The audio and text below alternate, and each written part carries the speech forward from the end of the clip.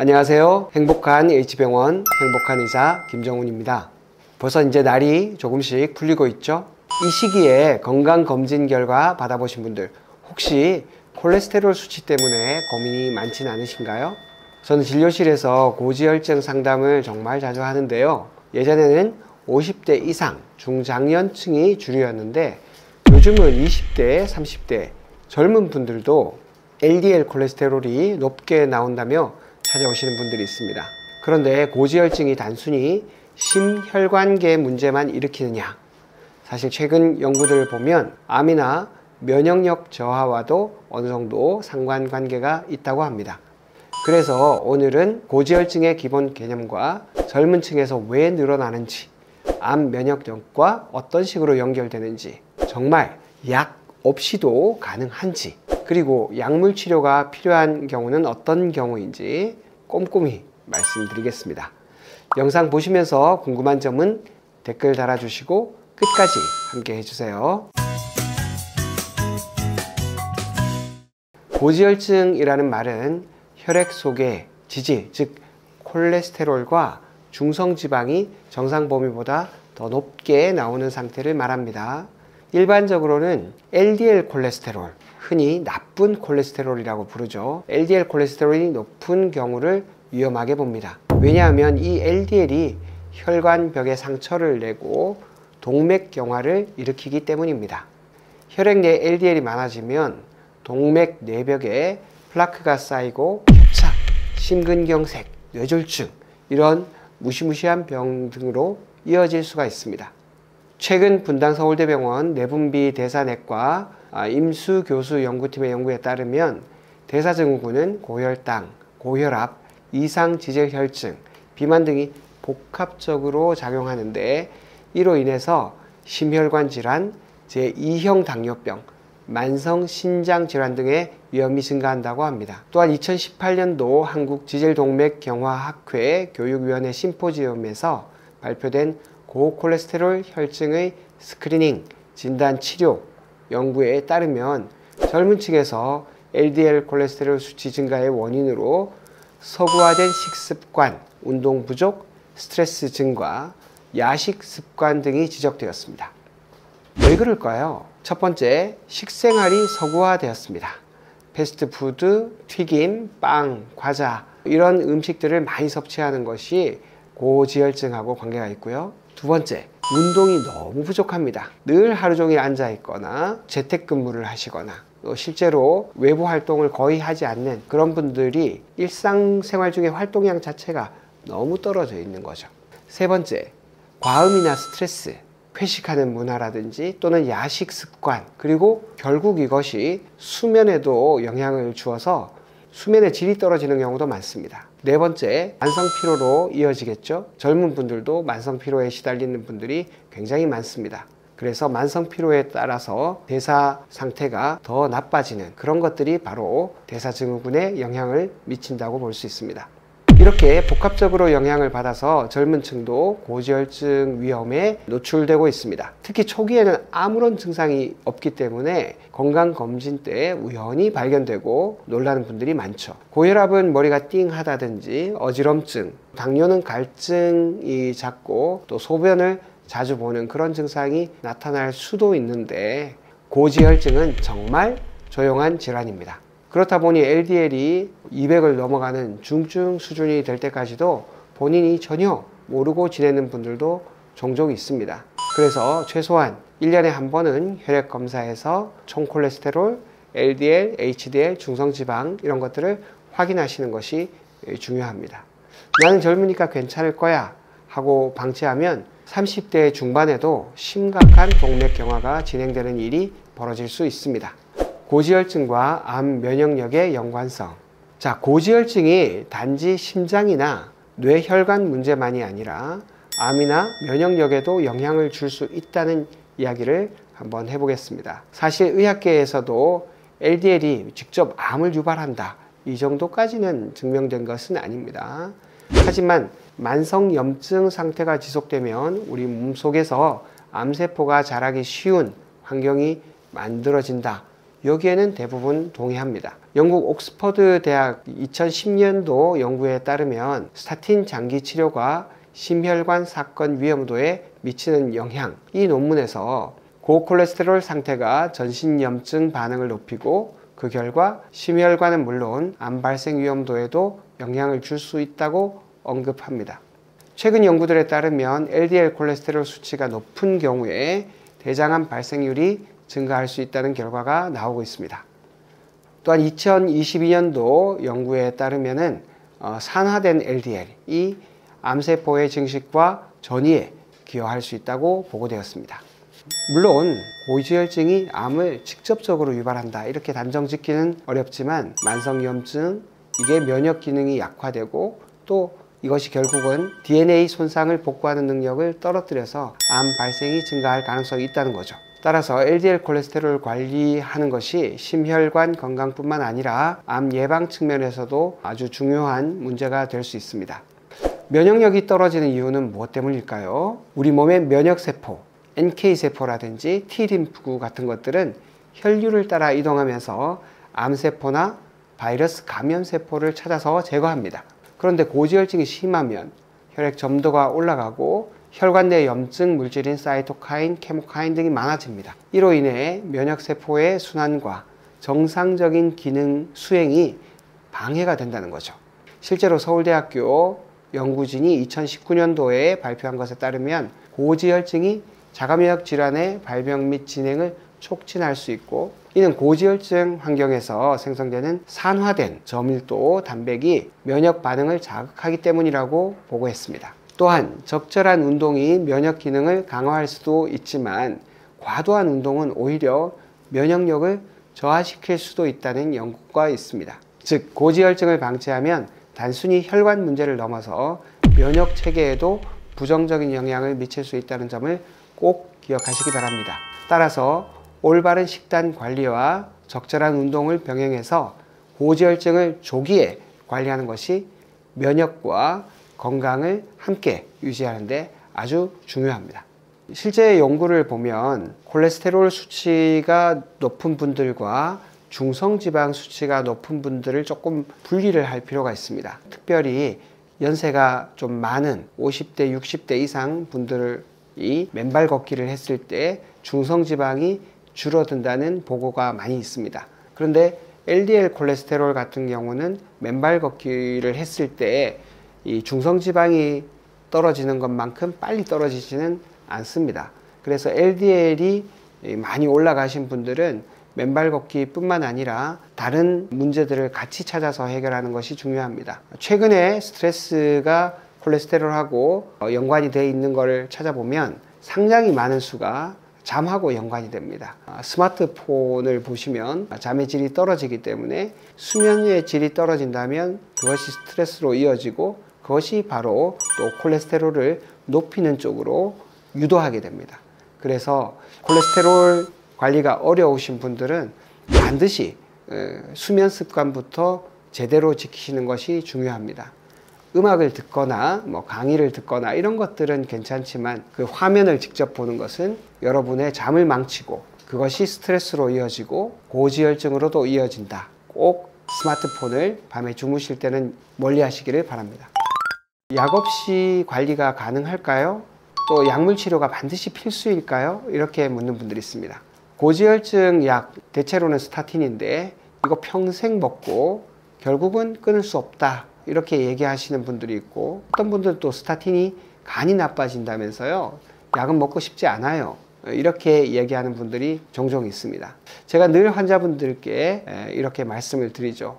약을 먹고 안 먹고 이렇게 이분법적으로 접근하기보다는 내 상태와 위험도를 정확하게 평가해 보는 것이 먼저입니다.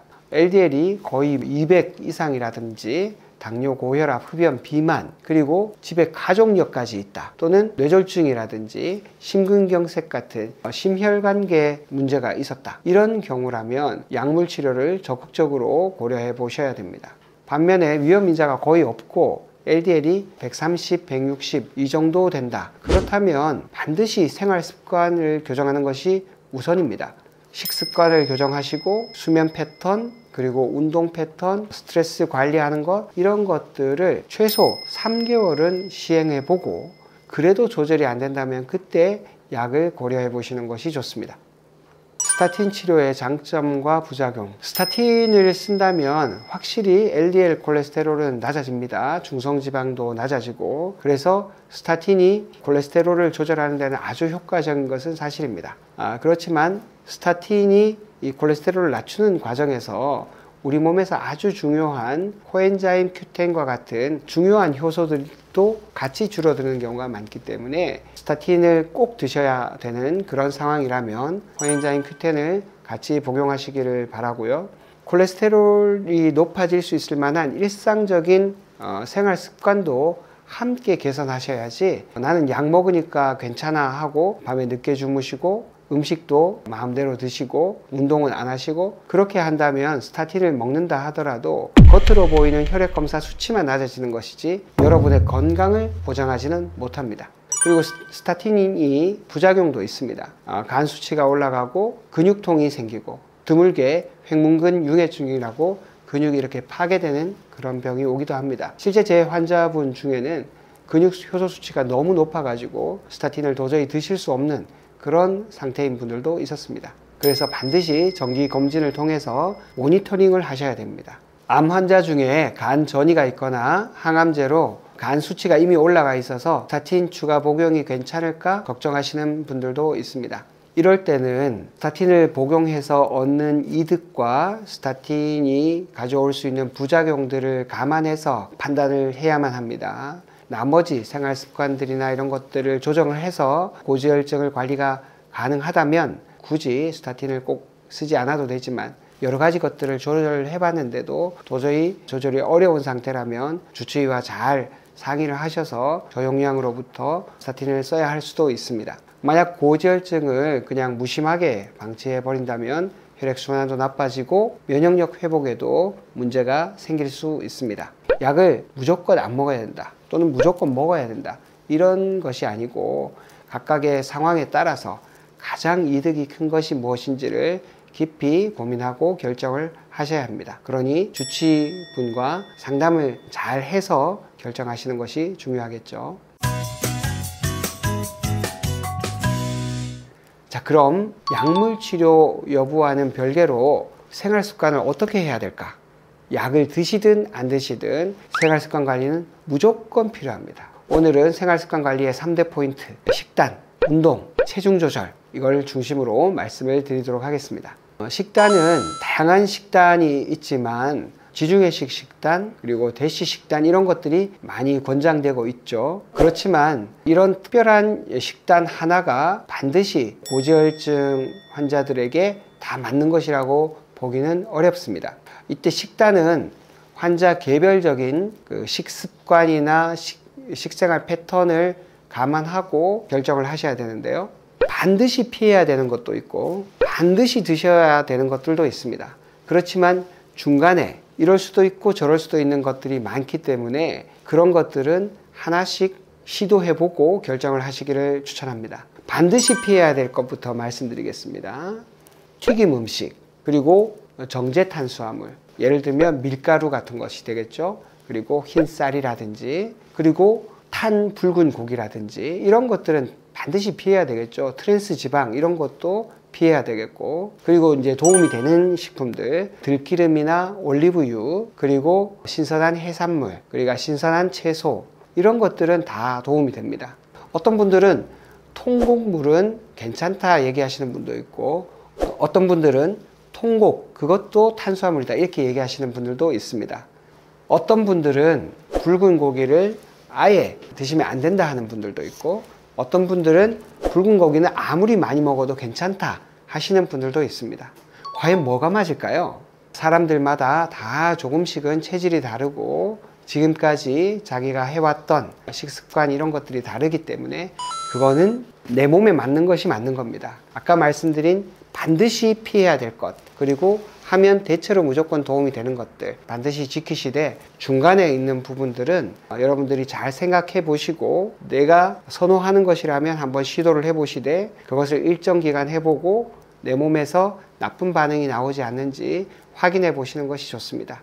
이게 왜냐하면 지중해식이나 대시가 좋다고 되어 있지만 실제로 반대 의견도 되게 많아요. 두 번째, 운동. 운동은 유산소와 근력을 병행하는 것이 좋습니다. 예를 들어서 걷기, 러닝, 사이클, 수영, 줄넘기 이런 것들은 다 유산소 운동이죠. 이것은 체지방을 태우고 혈액순환을 개선하기 때문에 아주 좋은 운동입니다. 아령이라든지 스쿼트, 레그 프레스, 필라테스 이런 것들은 대체로 근력을 향상시키는 그런 운동들인데 기초 대사량도 증가시키고 지방 연소 효율도 높여줍니다. 일주일에 최소 3 내지 5회 30분에서 60분씩 꾸준히 하시면 LDL 콜레스테롤도 떨어지고 우리가 좋은 콜레스테롤이라고 부르는 HDL은 올라가는 그런 효과가 있습니다. 또 운동은 스트레스 호르몬, 코티졸도 줄여주어서 면역력에도 아주 유익합니다. 실제 운동을 꾸준히 하시는 분들은 암의 재발 확률이 한 27%까지 줄어들기 때문에 운동은 암 환자분들한테도 아주 중요하죠. 세 번째, 체중 조절과 허리둘레 관리. 사실 체중이 5 내지 10%만 줄어도 LDL과 중성지방이 현저히 개선된다는 보고가 많습니다. 특히 복부 비만, 남자라면 90cm, 여자라면 85cm 이상이 되시는 분들은 대사증후군과 직결됩니다. 반드시 허리둘레를 꼭 챙기셔야 합니다. 암 환자분이나 면역이 떨어진 분들은 너무 무리한 다이어트보다는 불필요한 포화지방, 당류는 빼고 단백질, 무기질, 비타민을 충분히 섭취해야 되는데 이런 것들은 주로 신선한 채소에 많겠죠. 그리고 단백질의 원료로 반드시 식물만 고집할 필요는 없다고 봅니다. 일부는 동물성 단백질도 필요하기 때문에 본인의 체질에 어떤 것이 맞는지 꼭 살피고 음식을 섭취하시기를 바라고, 무작정 굶기만 한다면 면역이 더 떨어져서 더 위험해집니다. 맨발 걷기와 고지혈증 관리. 최근에 맨발 걷기가 여러 매체에서 건강 습관으로 소개되고 있습니다. 맨발 걷기는 발바닥의 자극을 통해서 혈액순환을 돕고 자연과 접촉함으로써 스트레스를 줄여주는 아주 그런 좋은 효과가 있죠. 다만 고지혈증을 직접적으로 낮추는 특효약이다 이렇게 얘기할 수는 없습니다. 하지만 맨발 걷기가 일반적으로 신발을 신고 걷는 걷기보다는 유산소 운동 측면에서도 훨씬 도움이 되고 발가락 근육도 튼튼하게 만들어 주기 때문에 맨발 걷기를 하시는 것은 체지방을 줄여주고 우리 대사 기능을 전체적으로 향상시켜 줍니다. 또 지면과 접촉으로 부교감 신경이 활성화돼서 심신이 편안해지는 효과도 보고되고 있습니다. 하지만 발바닥이 아주 민감하거나 또 상처에 노출될 수 있기 때문에 주의해야 됩니다. 특히 당뇨가 아주 심하고 조절이 잘 안 되는 분들은 발의 감각이 둔하거든요. 그래서 상처가 생겨도 잘 모르는 경우도 있으니까 당뇨가 심한 분들이라면 꼭 전문의와 상의하시는 것이 좋습니다. 일반적으로 조절이 잘 되는 당뇨 환자라면 크게 관계가 없습니다. 겨울철에는 지면이 차가워서 동상 위험도 있으니까 처음 하시는 분들이라면 기온이 올라가는 3월 이후로 시도해 보시는 것도 좋습니다.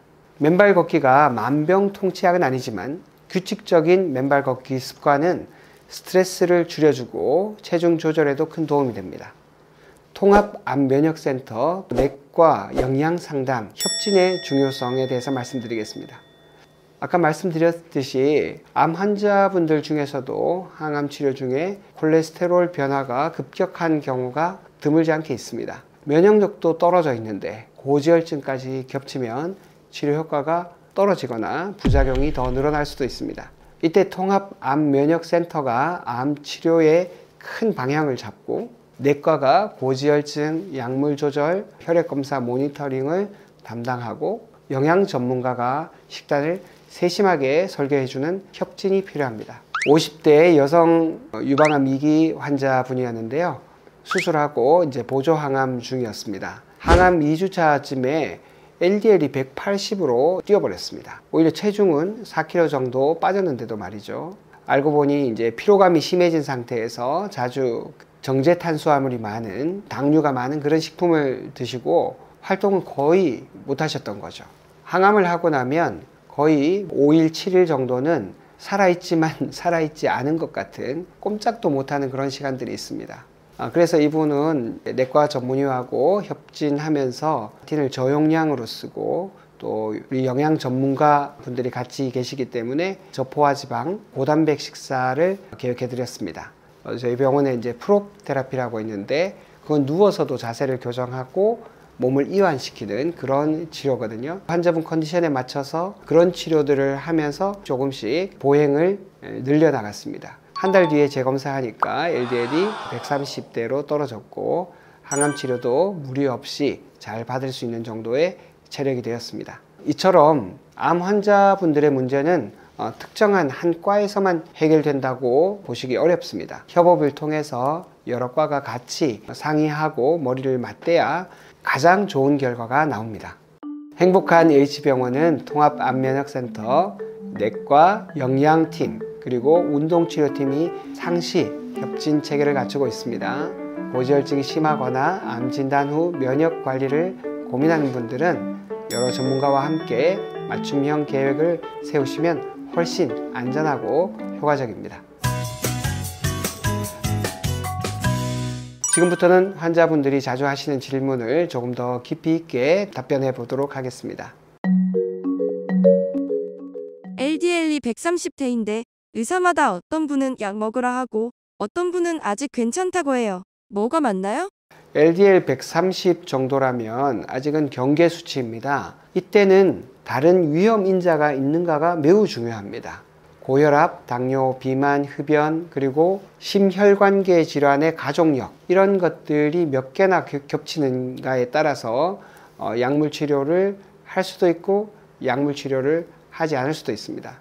이 LDL 콜레스테롤이 130에서 160 사이인데 위험 인자가 2개 이상이 된다면 처음부터 약물을 권할 수 있습니다. 만약 위험 인자가 하나도 없다면 130에서 160은 고지혈증 약을 먹지 않는 것이 원칙입니다. 운동이나 식단 그리고 스트레스 관리를 충분히 하실 수만 있다면 이런 분들은 충분히 한 3개월 정도 꾸준히 관리를 해보시고 다시 확인해 보시는 것이 좋습니다. 그리고 160 이상 높은 분들이라 하더라도 무조건 약만 먹으니까 괜찮다 이렇게 생각하시는 분들이 굉장히 많습니다. 실제로 160이 아니라 200, 250 이렇게 되더라도 스타틴이라는 약만 먹으면 적어도 한 30%에서 많게는 한 50%까지 콜레스테롤을 떨어뜨릴 수가 있습니다. 그렇지만 자꾸 콜레스테롤 숫자에만 집중하지 마시고 내 몸 상태가 좋아지는지를 꼭 확인하셔야 됩니다. 자칫 잘못해서 좋지 않은 음식들, 생활 습관들을 그대로 유지하면서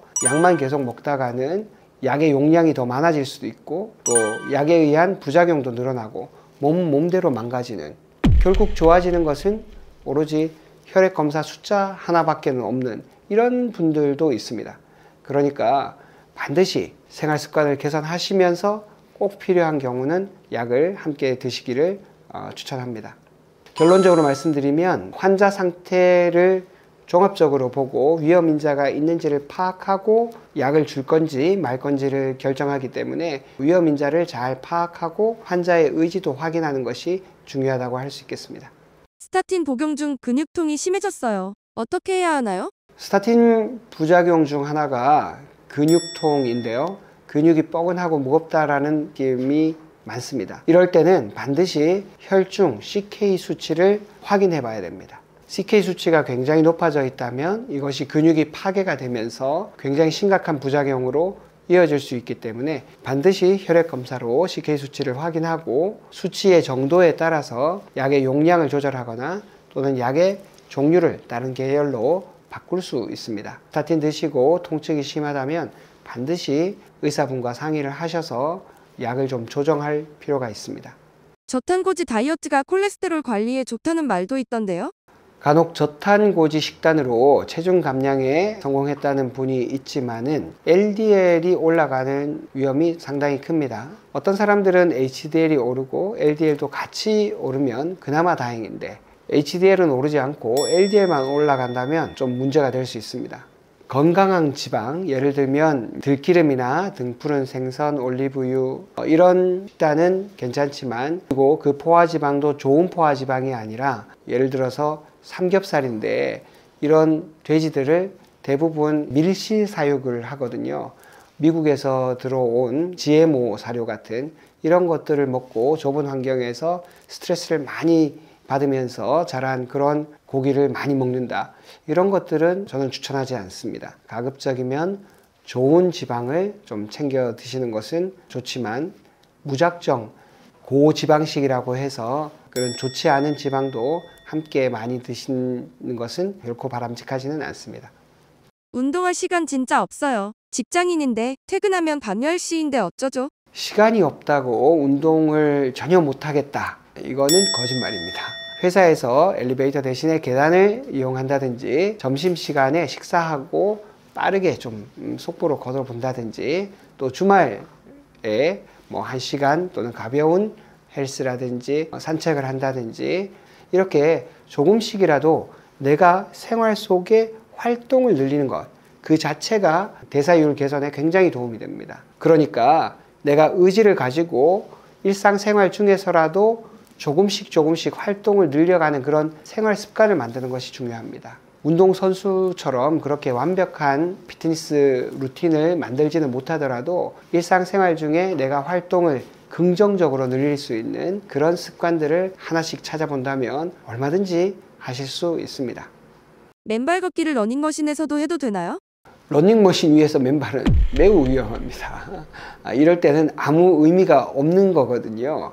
맨발 걷기는 흙길이나 잔디밭, 모래사장, 바닷가 뭐 이런 곳에서 하셔야지 실내에서 맨발 걷기는 접지 효과를 전혀 못 누리고 그리고 발가락 사이사이에 근육을 활성화하는 그런 효과도 약하기 때문에 실내에서 맨발 걷기는 그렇게 맨발 걷기의 효과를 제대로 볼 수 있는 방법이 전혀 아닙니다.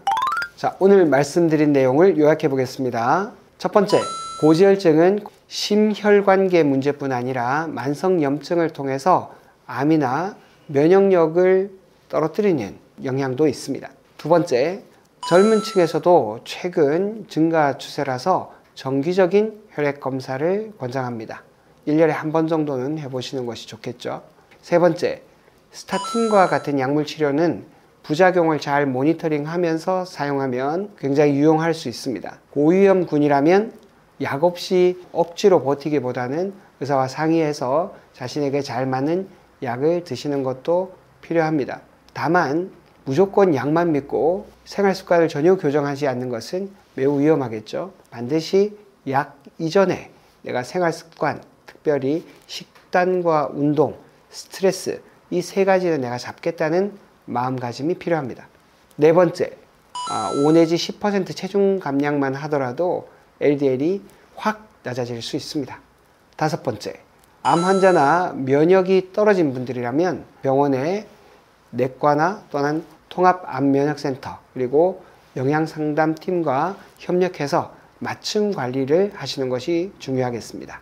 맨발 걷기는 직접적인 LDL 저하 특효약이라고 할 수는 없지만 걷기 운동과 스트레스를 줄여줘서 마음을 안정시키고 결국은 콜레스테롤을 떨어뜨리는 방향으로 이어질 수 있습니다.